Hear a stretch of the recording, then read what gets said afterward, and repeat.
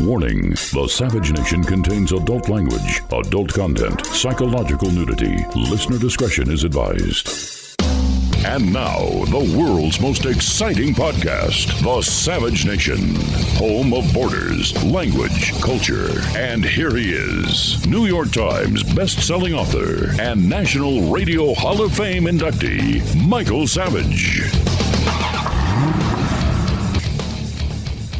I am basically there to make money. I cannot and do not look at the social consequences of what I do. Today, we're going to talk about George Soros and the Soros agenda with Rachel Ehrenfeld, who has been studying him for a very long time. And you're going to learn things that you don't know about the man some call the devil incarnate. In 1993, Soros was heralded as the man who broke the Bank of England. He shorted the English pound and almost broke the currency of England. And through that maneuver and through manipulating currencies and betting on currencies, he's made billions and billions of dollars. And he's used this to override nations around the world. He has altered this nation's political and social landscape in ways that you know and that you cannot know. How can one financial speculator using enormous sums of money do such a thing to the United States of America? How can the American dream have been turned into a nightmare instead of a dream? How could one man do this? Decades ago, our guest, Rachel Ehrenfeld, perceptively predicted, quote, unchallenged, Soros would change the political landscape of the U.S. I want you to join us today on this journey as we expose the Orwellian lingo, schemes, and strategies that this one man, George Soros, has been using to transform America from a thriving law and order democracy into a Sorosian world, as the author says. And now, roll of the drums, the author Rachel Ehrenfeld on the Michael Savage podcast with the Soros agenda. Hi, Rachel. Great to see you. I'm so glad you took the time to speak with us today about a man who some people call the devil himself.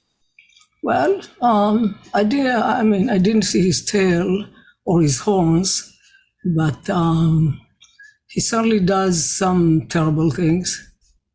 Well, you're as obsessed with him as some are, including myself. I'm not obsessed by him. I'm obsessed how such a man who has escaped Hitler could come to a country and undermine it like this. This is what drives me sometimes to the point of what motivates a man to do a thing like this to a country that gave him salvation. That's why I wrote the book, in order to... others have written books about how much money he's giving here and there. I decided to look into his plans and his strategies. So. I know your book is certainly important enough for us to have discussed it today. Well, it's the Soros agenda. The Soros agenda. It's available right now, correct? It's available now on Amazon, Barnes and Nobles, other places. If the audience will go on acdemocracy.org, acdemocracy.org, it's the website of the American Center for Democracy, which I had. They can find a list of other sellers of the book and more information about Soros, which was not included in the book. acdemocracy.org. Now, that's your organization. Where is it headquartered? In Manhattan. In Manhattan. You're still there, huh? 2 blocks from the Soros Foundation. Yeah, you haven't fled from Miami yet, huh? No, I have to tell you that most people I know, I used to know here, have left to Miami, have left to Florida. I know it's the new Israel for them. Miami has become the new Jerusalem. Some even moved to Israel. Just to get away from what's going on in New York. Well, and what seems to be going on in the United States, it's not only New York. I mean, look at San Francisco. I live here. That's where I am. Every big city is being inflicted by these terrible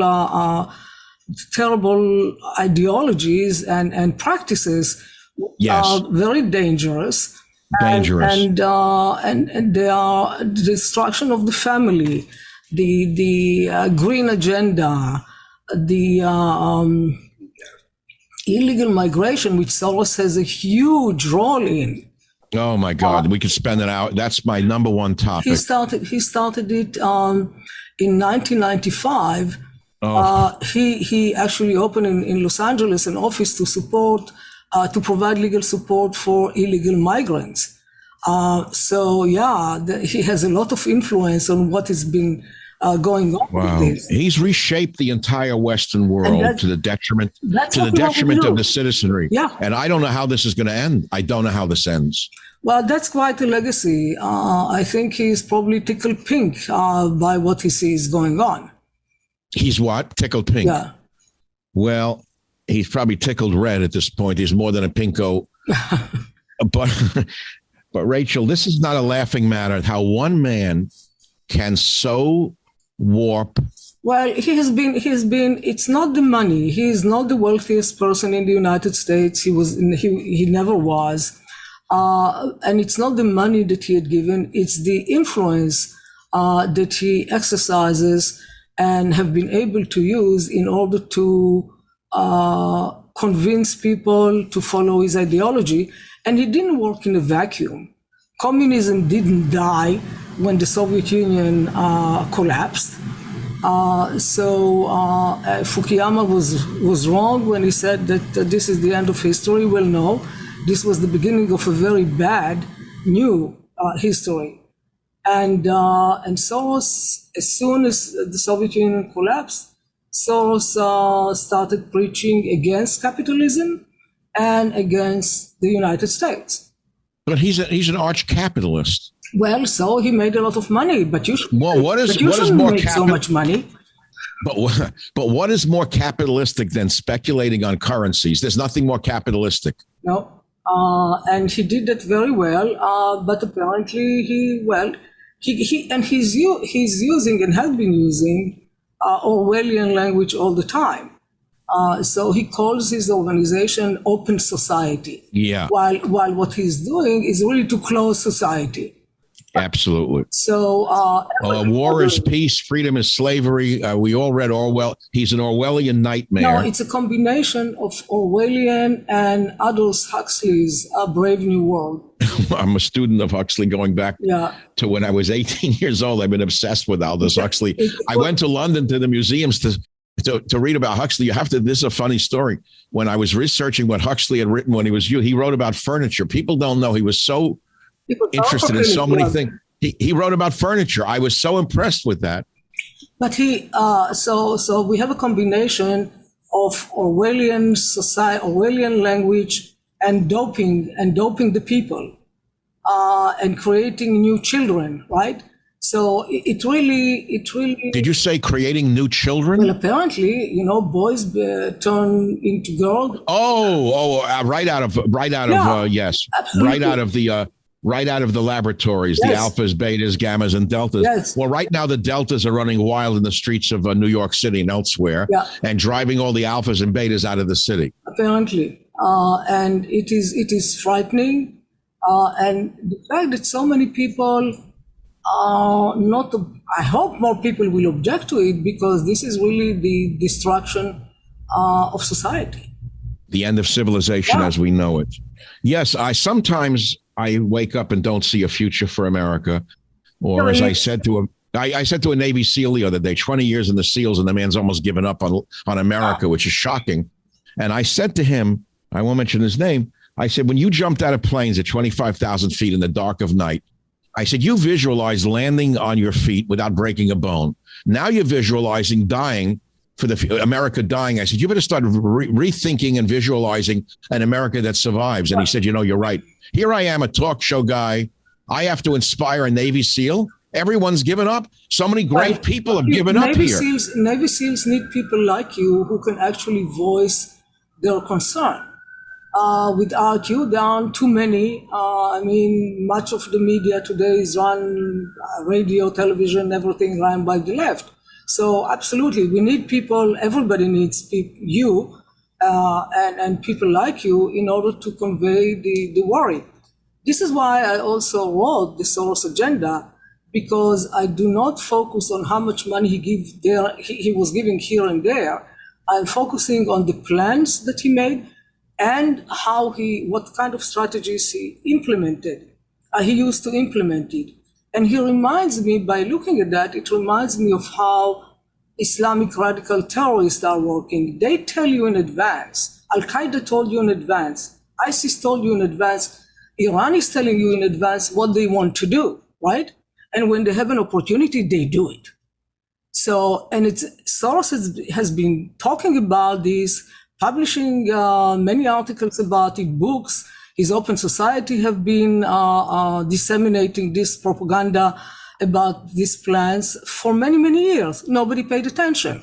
I wrote in the Wall Street Journal in February 1996 and in other papers that unchallenged, Soros will be able to change the political landscape of the United States. He did.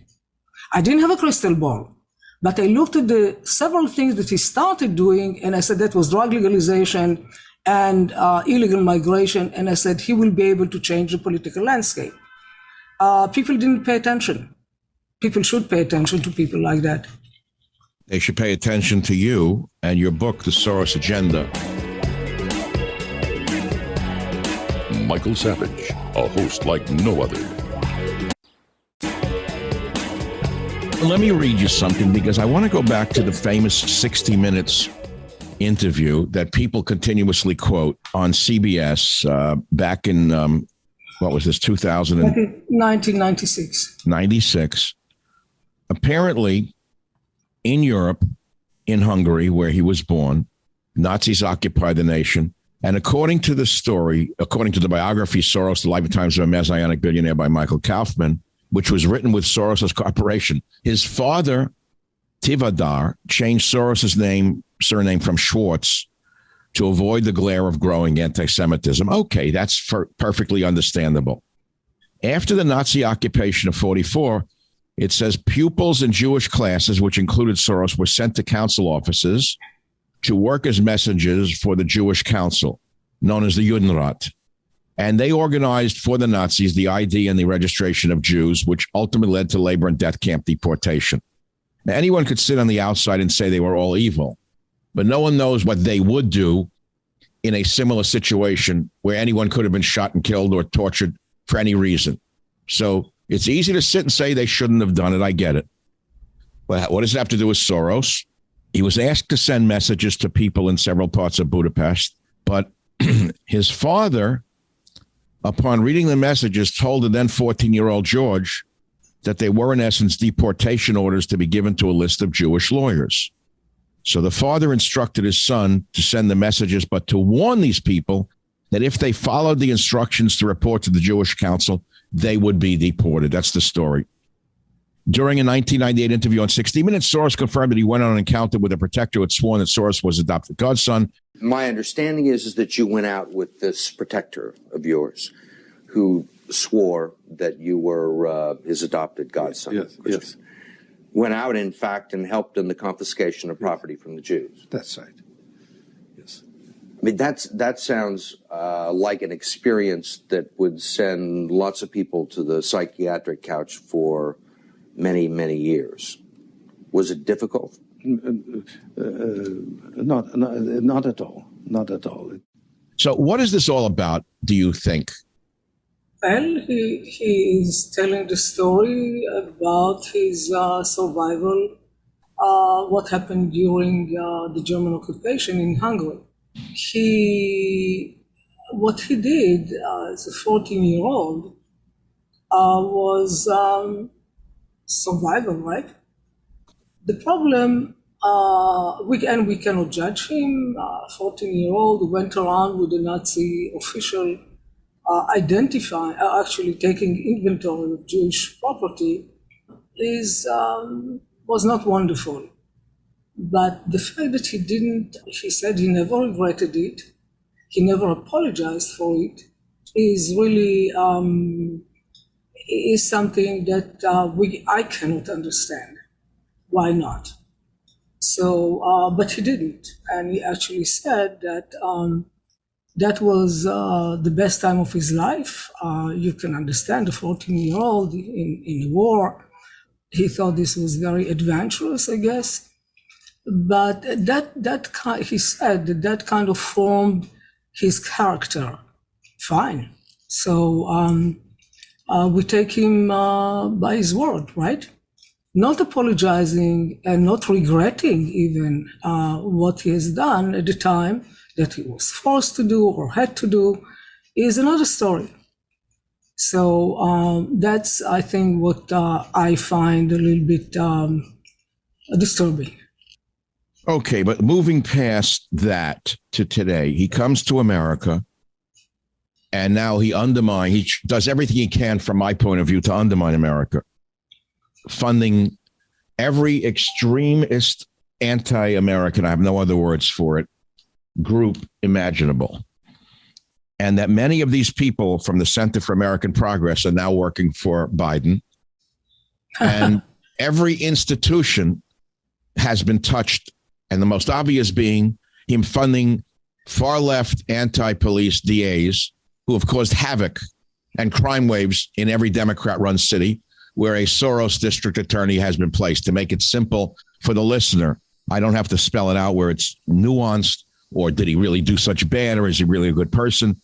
Who would fund DAs that are destroying cities but someone who wants to break down a city? Well, George Soros does. And he wrote an article in an op-ed in the Wall Street Journal towards the end of last year, when he came under scrutiny about funding DAs. He wrote that he is right to do so, that what he does is part of his justice initiative, because justice has not been fair in this country and has to be reformed. And that he will continue to do that. So in other words, he's God Almighty. He knows that every convicted criminal was really innocent. Well, yeah. Well, Soros also think that the founding fathers were very naive when they wrote the Constitution. Well, if there was no founding fathers, there would be no America. George Soros would have been dead in Hungary. Yeah, but or somewhere else. But he said that they were very naive, and we know, that was 200 and some years ago. Since then, we have learned that human beings can be manipulated. No, I would agree with that. Look what he's doing. He knows about that. So, but for him, the United States, he says about the United States that the main obstacle to a stable and just world order is the United States. That's what we're this country is the main obstacle to a stable world order. Yes. So all of the quote goys who broke open the doors of Auschwitz, along with the Russians, were evil. All the goyim. Well, he says that that's what he says, and he wrote. I know, but this is what always amazes me. I mean, look, I'm Jewish, and I'm not hiding it. I'm very clear about it. I don't make it an issue, but when the issue comes up, I'm Jewish. Period. I'm born to an immigrant from Belarus. I'm a first-generation American. I don't walk around like a chip on my shoulder. That's not my pride. It is who I am, but I don't make it my whole identity. Okay, but the point is, when you start listening to this stuff, and I was at the Trump White House Hanukkah party a few years ago with my wife, and one of the rabbis there, I don't know if he was a Chabadnik. I like Chabadniks generally, not all of them. You can't categorize people by their costumes, but started putting down the goyim in a conversation. My wife was born Christian. His father was a hero in World War II. She converted to Judaism. She took great offense at it. She said, if it wasn't for the goyim, your ancestors would have been dead in the concentration camps. Why don't you watch? So this is what this prejudice. I think, and I want you to corroborate it because you know him better than I from the book that you've written. What is this obsession and fear with the white male?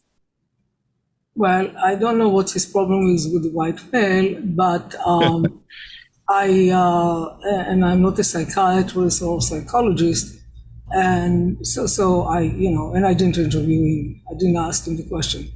However, he decided that there is a lot of injustice in this country, and it's his role to change it. So how do you change? Because the United States is the biggest obstacle to world order. How can you change it? Okay, change the legal system. And when he just started his operations in the United States, after he broke the Bank of England and became a billionaire, he started his foundation here in 1993. It was called the Open Society Institute at the time. The first project that he took on and started funding was to legalize drugs. Right. I remember in 1998. No, this was before. But I remember in 1998, 2 ballot initiatives were put on ballots in Arizona and California. And I was the only one in the radio who stood up to his spokesman when they were trying to legalize medical marijuana, so-called, because it's a field I know a lot about. And the thing is, I said, this is going to open the door to legalization. Oh, no, he said, we are not trying to legalize drugs. We're just trying to help people who are sick. Well, take a look at all the stoned people running around the Western world today. Yeah. And we have Soros to thank for.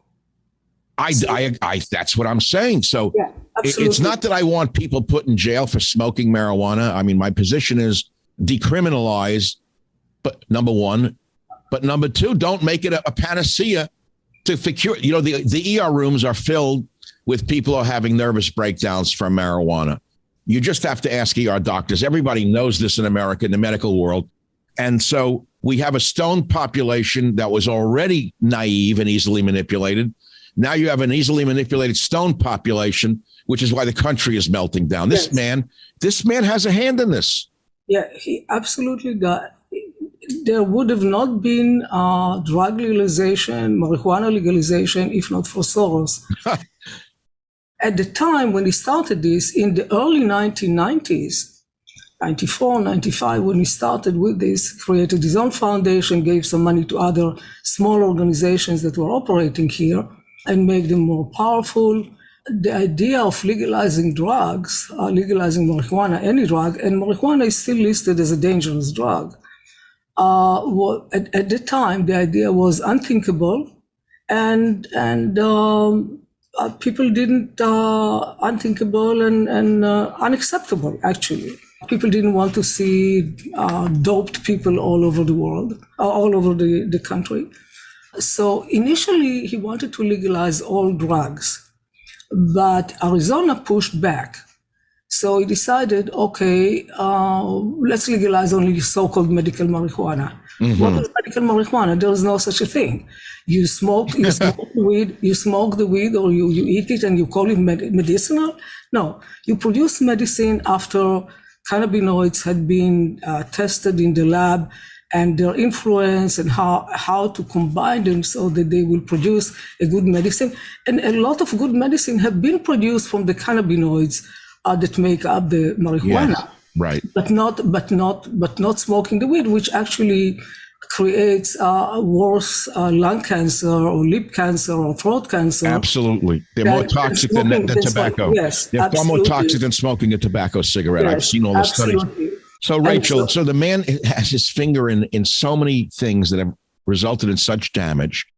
And yet I read that his son, the spawn of Soros, the mini-me Soros, the weasel Soros, goes in and out of the White House on a regular basis. Apparently, he was in there, according to records that we have been able to see, something like 37 times. Well, maybe. I'm sure that he was more, and I'm sure that he met with White House, Biden officials more than that, because they are going to the same social events. They meet with each other all the time. Okay, so there's no way to stop this man, because in American law and the political system we have, you can give money to anybody. Yeah. And part of that came about with Soros' support at the time. And he was the one who devised, and there was a big meeting in his home where he decided, okay, how can we use this in order to fund now really what we want to see? And who should be the people that we should be electing? And he is not only funding DAs and groups that want to defund the police. He's funding everybody who is running for office in the United States, any elected office. It can be state secretaries, which have very important role in elections, right? It can be prosecutors, it can be judges in places where judges are elected, anybody running for office, because if the more people you can get into offices, people that will adhere to his ideas, to his philosophy. He likes to say that he's really a philosopher, although not acknowledged. I'm sure that Adolf Hitler considered himself a philosopher too, as did Mussolini, Pol Pot, Mao Zedong. They're all philosophers. Well, Soros has this fantasy that he said that he wanted to be the conscience of the world. The sponsor of that discussion once told a biographer that he wanted to be the conscience of the world. Yes, I did say that, and actually I stand by it. Oh, So, yeah. wow. That's not messianic, is it? So, a little bit of megalomania, I think, can be identified. And, but Rachel, two of his appointed or elected prosecutors in America would just resign for corruption. yeah. At least two that we know of. It got so bad that they had to resign rather than being arrested. The Savage Nation. It's Savage on Demand. I thank you, Rachel, for being such a voice in the wilderness. And I hope you don't have to flee to the New Jerusalem called Miami. So, if I have to, I will certainly end up in Jerusalem, where I came from. You did? Yeah. I have to tell you a side story. So in 1978, I had gotten my doctorate from Berkeley in a field. There weren't many people interested in phytomedicine or plant medicines at the time. But there was someone at the Hebrew University of Jerusalem named Raphael Meshulam. Yeah, but Raphael Meshulam died 2 months ago. He was a wonderful man. And he wrote me, he said, well, if you come to Israel, I can get you a fellowship in your field, because it's a wonderful field. And he said, you'll study the Arabs in the West Bank and the plants that they use. So I take my family to Israel, and I was thinking of making Aliyah, and I go there. And then he says to me, look, Michael, he said, I can only offer you a 2-year fellowship. And he said, after that, you're going to be on your own. And he said, I don't think you should stay, because I could see you're a revolutionary. He said, you'll overthrow the government in Israel if you stay here. No, he did. He actually said that to me. And it was very funny. I said, I wouldn't overthrow the government. So that night, I walked around Tel Aviv alone. I had a few drinks alone, went from bar to bar and thought about it. And I heard my deceased father, Benjamin, speaking to me from heaven. And he said, I was an immigrant to America, and you want to make your son an immigrant to another country? I went home the next day. So I had sort of a vision, not exactly the Red Sea parted, but I came to my senses. So who knows how fate leads us and where it takes us, Rachel, and who speaks to us from which worlds, right? Yeah, Rafi Meshulam was a wonderful man. He was a very good friend of mine. Yes, I've studied from him and with him. In which field? In which cannabis. field? Well, I was interested in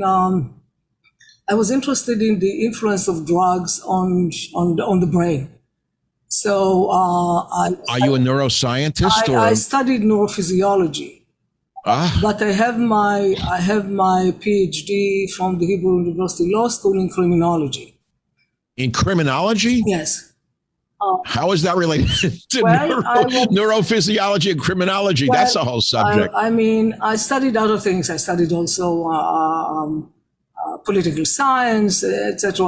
I was interested in the whole aspect of drug addiction. Yes. And its influence. So this is how I went on to write books about narco-terrorism and about corruption, and how how governments are using, and terrorist organizations use drugs in order to fund all kinds of activities. So I have been on this for a long time, and Rafi Meshulam was a wonderful friend. We corresponded like 2 weeks before he died. He was 92 years old. Yeah, he was a mentor, and he was a good friend. What a small world it really is. At the end of the day, I didn't know any of this about your background, but I'm now wanting to speak with you further about other subjects, which I hope we can do. You don't ever come to San Francisco, do you? Well, I may have considered it before. Right now, absolutely not. Yeah, but here's the thing about it. Everyone says the city's gone. It's true by and large. It's a dangerous, but there are places you can go that's still gorgeous. And of course, across the bridge in Marin County, it may as well be South Africa. It's so different. And the geography of Northern California. It's like Israel. It's like Haifa. It's what keeps me here. People say, how do you stay there? I said, first of all, I don't see the crime, thank God. I don't ever see people to bother me. Number two, thank God so far.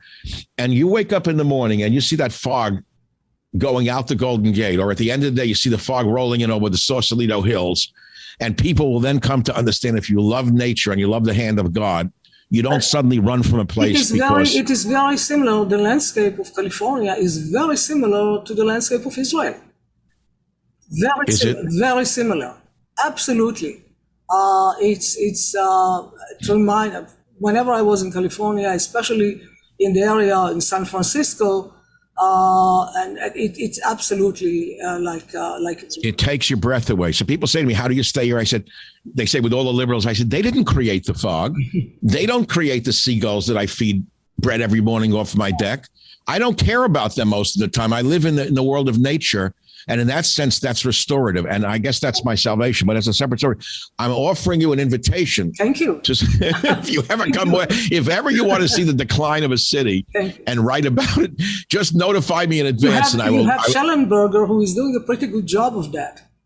Well, he stole my title since you mentioned his name. I used it on my radio show for 10 years, San Francisco. Yeah. The least he could have done was said, Michael Savage used it. Yeah. Huh? He should have credited you, right? Well, he did he'll steal the next name that I call the city, which is San Francisco, which is better than San Francisco. Yeah.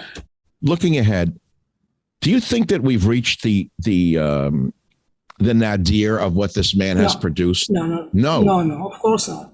There is much more. And much more will happen. We are involved. It would be interesting to see what his part is. What role did he play in the war with Ukraine? Oh boy, don't get me started. The war with Russia. Oh yeah, let's talk about that for a minute, because he has a vendetta against Putin. Sure. Because Putin is one of the few who have told him he's not welcome in Russia. I think they had an arrest warrant out for him. No, not that I know. His organization was forced out. But Hungary has an arrest warrant for him. No, Hungary doesn't have an arrest warrant. None of them do? No. His organization, he didn't want to comply with the laws in Hungary about registering the Open Society, the Central European University. So he created a huge thing out of it. The Hungarians are anti-Semites and they are coming after him. He didn't want to comply with the law. Yeah, he always uses the anti-Semitism as his weapon. Always. Well, he's using it as a shield. Now, Soros, by the way... As a what? As a shield.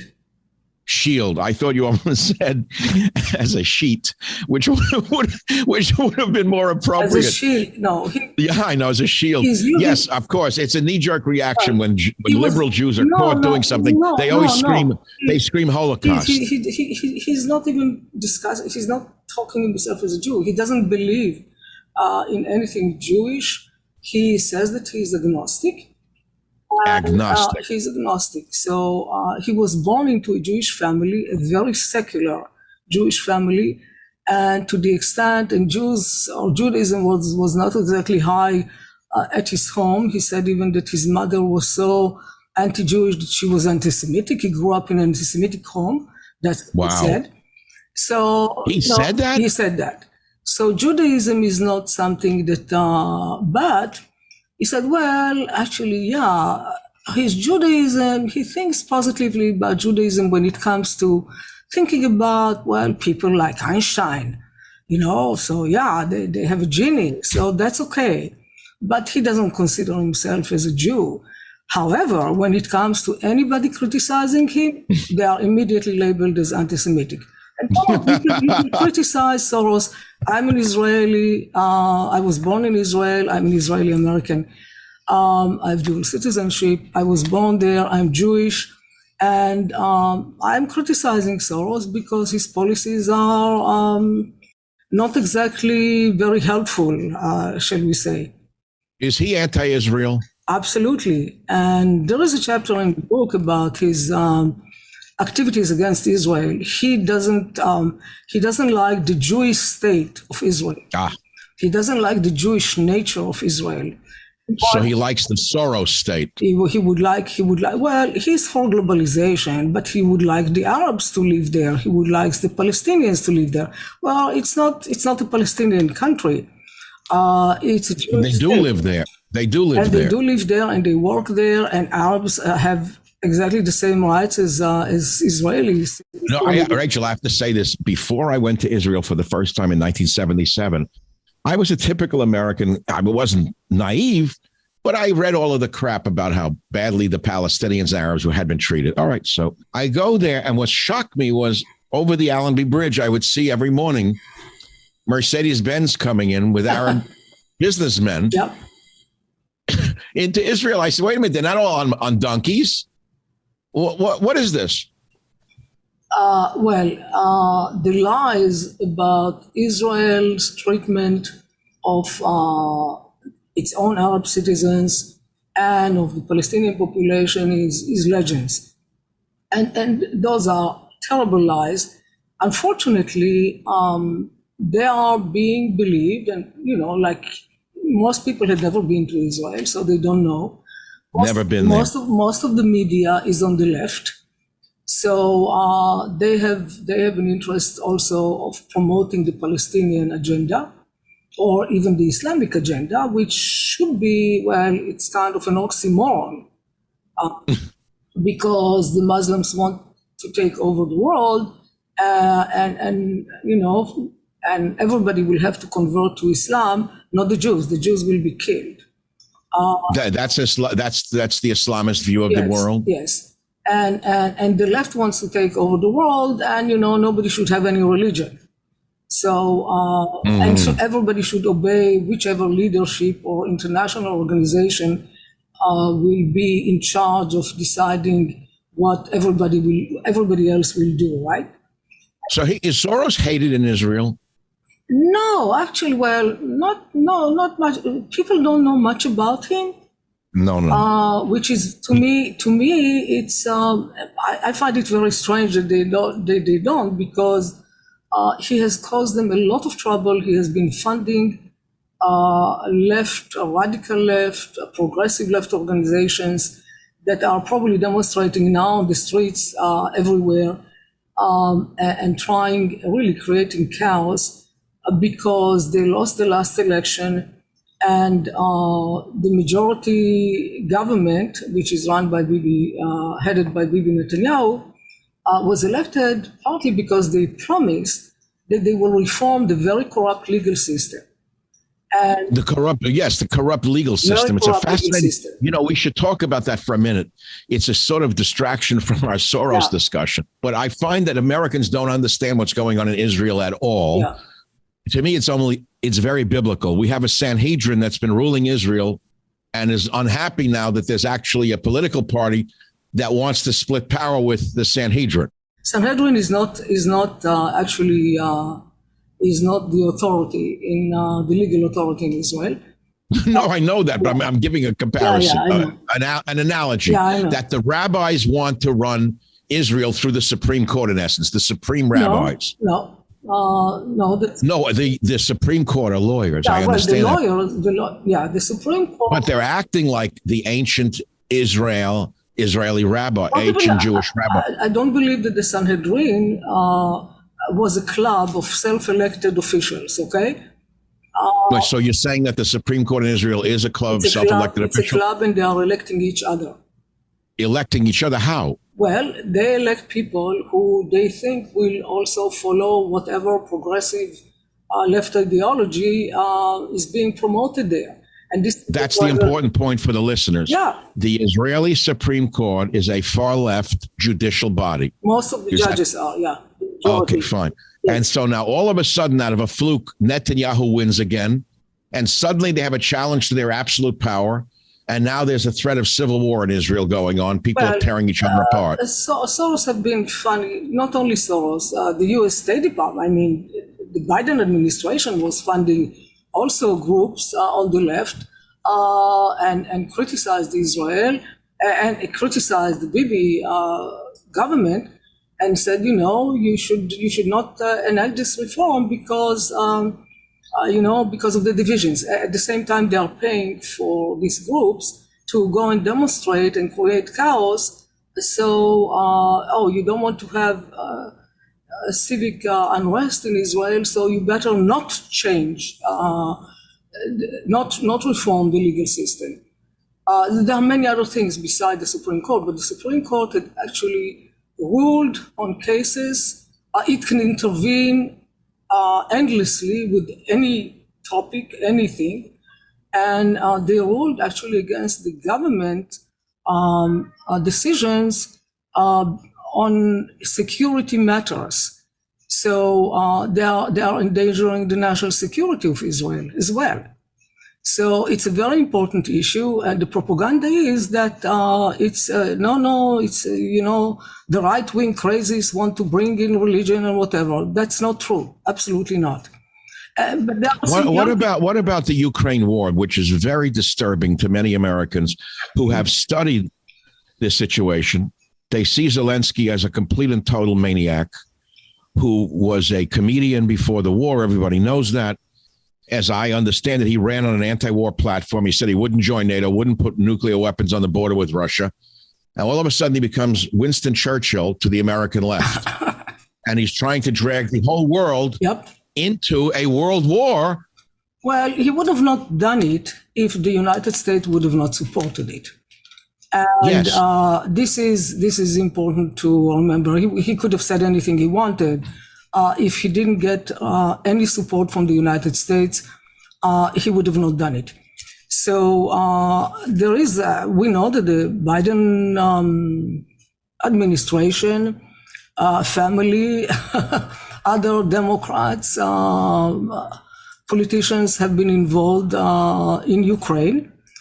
Victoria Nuland, 2013, John McCain, going back to 2013, 2014. I observed. I studied this a little bit, but the thing is, we could talk about the Ukraine war all we want. It's like a steamroller right now. It's getting worse. I observed elections in Ukraine 3 times. You observed them? Yes. For whom? For my organization, the American Center for Democracy, had a delegation. We were invited to oversee the elections, and we went there. And I witnessed the Orange Revolution and how on the plane flying from London to Kiev, before the election actually took place, the Open Society people were discussing in the plane. Everybody was wearing something orange, which was kind of interesting. And they were discussing how to organize the demonstrations before the election even happened. So they already knew, it was already planned that there will be, whatever the results, there will be demonstrations. This was from the George Soros group? Yes.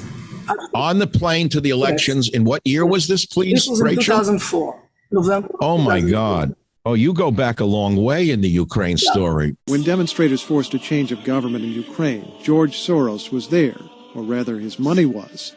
Branches of Soros' Open Society Institute have worked with opposition groups in authoritarian countries. So let me ask you, as a sage who knows the background and the foreground, going forward, is this war going to end before a nuclear bomb explodes?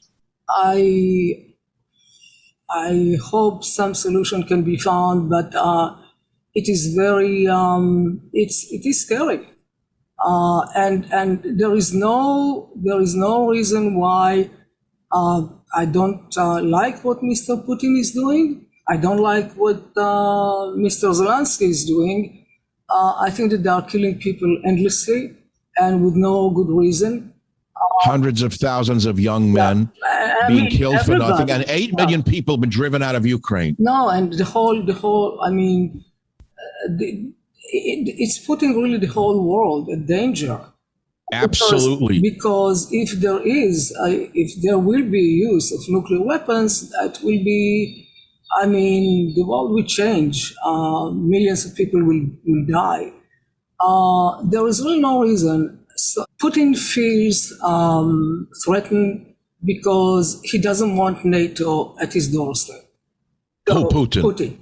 And Ukraine is not that important. Ukraine is a very corrupt country, has been a very corrupt country. It is continuing to be a very corrupt country. And we are sending there billions and billions worth of weapons and money, and we don't know where the money goes.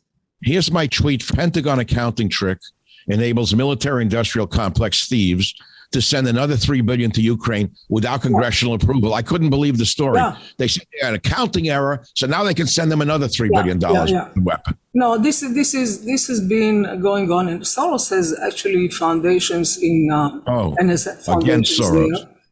Against Soros. Yeah, and he received awards from former presidents or prime ministers of Ukraine. He has many investment there. He has been very, very active there all along.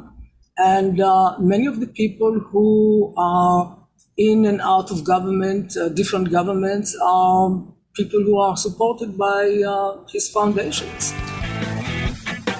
The Savage Nation. It's savage, uncut, unfiltered, and raw. Rachel, you know so much about this subject Yeah. that I'm going to bring up another devil to me, Bernie Sanders, who I call him the most dangerous of all American anti-Semites. Just last week, the Zionist Organization of America, which I consider to be a great organization, I know Mort Klein, I met him in Mar-a-Lago not too long ago, they slammed Bernie Sanders for hosting Representative Rashida Tlaib's gathering for so-called Nakba. Yeah. I almost call it Nafka, but I said Nakba. Sorry, mispronunciation. An event that denies the Jewish right to exist, without talking about the 800,000 Jews who were displaced from North African countries when Israel was created. No one knows about that. That's another little hidden story. But why would Bernie Sanders, he seems to be politically a duplicate of Soros. Well, What do you think? Well, without the billions. And without all those connections that Soros used in order to be so influential. The Nakba is a lie that the Palestinians have made up. And it has been just, it has spread. And unfortunately, the Israelis and the Jews, the Israelis didn't pay attention initially to the story, I guess. Which story now?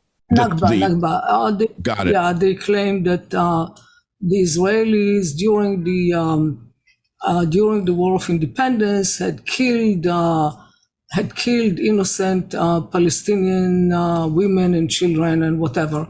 A story in some village, and the story is completely it's made up. It's a completely, What does Nakba mean in Hebrew? It's not Hebrew, it's in Arabic. Arabic. Yeah, what does it mean in Arabic? I have to tell you that I don't remember.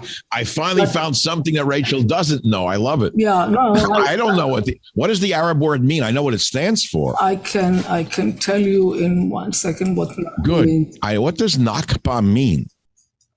Nakba is in Arabic. Yeah, and I mean, the influence is Nakba is a disaster, a catastrophe. That's the meaning of Nakba. Okay? Mm-hmm. The translation, literal translation. So they say because the Palestinians were there. I mean, there was nothing before the Jews actually came and settled there for centuries. We can go back and see literature, Mark Twain and others who visited Palestine, and they said there was nothing there. There were a few Arabs living there, and they were not local. Most of them came from, they were tribes, wandering tribes, Bedouins that were wandering around. And until the Jews came there was nothing. The Jews turned the desert into a garden. And it's interesting. It's 100% true. Back in the 50s and 60s, actually, it was the American right-wing politicians who used to say very clearly, there aren't any left anymore, by the way, who have any intellect. They used to say that it was a desert. There was almost nothing there until the Jews came and built a civilization. Sure. Then the Arabs flowed in to get the benefits of the civilization and claimed it was their ancient land. Yeah. That's what the American right used to say and laugh about the big lie. Today, you don't hear that anymore. Well, because the left, the media, most of the media is on the left, and they have been spreading these lies. And Israel became, at the beginning, when the state was established in 1948, and the war started for independence, because Israel had been attacked by many Arab states around them, even further from, not necessarily on the border. And they fought for their survivals, the Israelis. Russia was the first one. Russia and its surrogates were the first one who actually recognized and also sent weapons. I know but I know there was that one vote from Russia on the Security Council that permitted the Israeli nation to be born. Yep. But what's ironic here is that was because Israel was a socialist nation, and the Russians supported it for that reason. At the beginning, it was a socialist nation, and it took really if you want, right-wing section of the Jewish population to vote the left out in order to turn the country into a normal country, if you want, that allows free business and supports businesses. And so that's when the big changes started to happen. And Bibi Netanyahu was involved in many of these developments that made Israel into an amazing developed country, I'm sorry. And the forms. It's quite developed. If anyone's been there, they know how developed Israel is. It's probably one of the most advanced societies on the planet. Yeah. And could be a model, by the way, for many third world countries if they had the brains and the drive. Moreover, Soros not only supports the left organizations that don't like the Jewish state, he also supports, mostly indirectly, Palestinian organizations that, of course, deny the right of Israel to exist, the right of the Jewish state to exist, and also including Palestinian terrorist organizations that are designated as such. And nothing Soros supports designated terrorist organizations. Yes. Well, he supports organizations like that in America. That's no surprise. Yeah. Like Antifa that burns down, parts of cities. That his hand is beyond it. So, look, we could talk about this forever, and your time is short. Rachel Ehrenfeld, I want to ask you a few other questions that we can focus the reader on. We're talking about, I consider him the most, I don't know the word. When I say the most, you already eliminate your own sentence. One of the most devious, brilliant, dangerous men in American political history, whose fingers are in everything bad in America. I don't think the man has done anything good in this country. And yet he has a son who goes in and out of the White House, continues to fund these far left organizations. They hate America's sovereignty. They hate Israel's sovereignty. Sovereignty, do you see? Sovereignty is a big problem. Sovereignty is standing on the way of other countries' ability to intervene and correct some things that are not, that he doesn't like, okay? Yeah, I understand. He wants to run the world out of his little office tower with his little son, the Weasel Soros. And the Weasel now wants to run the world. And I'm wondering if the Weasel has the brains of the father. We'll soon find out if he's going to continue his wonderful works on the planet. Rachel, a pleasure to meet such a genius as yourself. Thank you. On this podcast. And of course, I want all my listeners to rush out and buy the book. Tell us the name again. The Soros Agenda. Unfortunately, we all live it every day, but The Soros Agenda is the name of the book. Rachel, blessings to you, and thank you for being with us today on the Michael Savage Podcast. Thank you for having me. It was a pleasure to be interviewed by you. Thank you very much. Bye now. Well, thank you very much for listening to today's podcast. I hope you've enjoyed it and you'll learn something from it. We have about 400 other episodes available for you to listen to absolutely free. You can go back into our vast library of podcasts and listen to any one of them at any time. And remember this, if you want to listen to my podcast ad-free, sign up for the Savage Premium membership and get access to ad-free podcasts as well as some premium content from our Savage archives.